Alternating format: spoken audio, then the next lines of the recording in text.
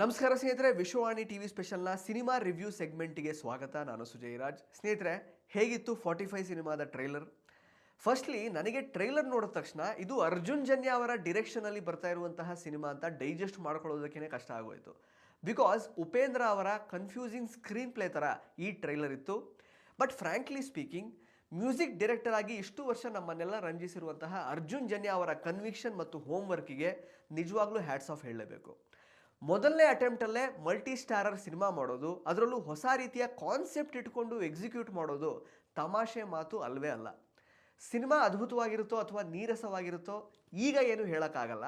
ಆದರೆ ಈ ಟ್ರೈಲರ್ ನೋಡಿದ ಮೇಲೆ ಸಿನಿಮಾ ನೋಡಲೇಬೇಕು ಅನ್ನುವಂತಹ ಕ್ಯೂರಿಯಾಸಿಟಿ ಅಂತೂ ಡೆಫಿನೆಟ್ಲಿ ಹುಟ್ಕೊಂಡಿದೆ.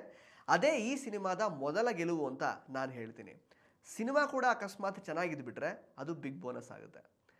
ಟ್ರೈಲರ್ ನೋಡಿದ ಮೇಲೆ it's very clear that Upendra ಅವರು ಯಮನಾಗಿ, ಶಿವಣ್ಣ ಅವರು ಶಿವನಾಗಿ ಕಾಣಿಸ್ಕೊಳ್ತಾ ಇದ್ದಾರೆ.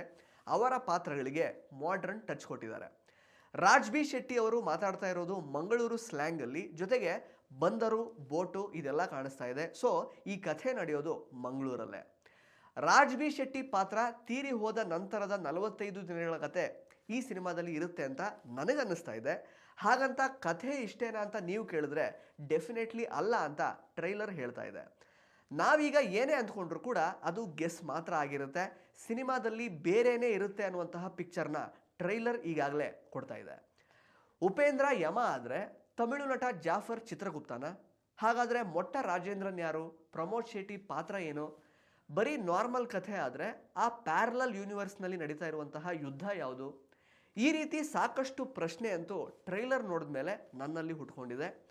ಒಟ್ಟಿನಲ್ಲಿ ಸರಳವಾದ ಕಥೆಗೆ ಫ್ಯಾಂಟಸಿ ಎಲಿಮೆಂಟ್ಸ್ನ ಮಿಕ್ಸ್ ಮಾಡಿ ಅದ್ರ ಜೊತೆಗೆ ವಾರ್ ಸೀಕ್ವೆನ್ಸ್ ಇಟ್ಟು ಅದರ ಮೇಲೆ ಹುಟ್ಟು ಸಾವು ಅನ್ನೋ ಹುಳನ ತಲೆಗೆ ಬಿಟ್ಟು ಥಿಯೇಟ್ರಲ್ಲಿ ಕಿಕ್ ಕೊಡೋದಕ್ಕೆ ಅರ್ಜುನ್ ಜನ್ಯ ಅವರಂತೂ ಸಖತ್ತಾಗಿ ವೇದಿಕೆಯನ್ನು ರೆಡಿ ಮಾಡಿದ್ದಾರೆ. ಮೇಕಿಂಗ್ ಮತ್ತು ಪ್ರೊಡಕ್ಷನ್ ವ್ಯಾಲ್ಯೂಸ್ ಟಾಪ್ ನಾಚ್ ಇದೆ. ಮೊದಲನೇ ಸಿನಿಮಾದಲ್ಲೇ ಈ ರೀತಿ ಸ್ಪೆಕ್ಟ್ಯಾಕ್ಯುಲರ್ ವಿಜುವಲ್ಸ್ನ ಅಚೀವ್ ಮಾಡಿರುವಂತಹ ನಿರ್ದೇಶಕರ ರಿಚ್ ವಿಷನ್ಗೆ, ದುಡ್ಡು ಹಾಕಿರುವಂತಹ ನಿರ್ಮಾಪಕ ರಮೇಶ್ ರೆಡ್ಡಿ ಅವರ ಎದೆಗಾರಿಕೆಗೆ ಒಂದು ಕುಡೋಸ್ ಹೇಳಲೇಬೇಕು.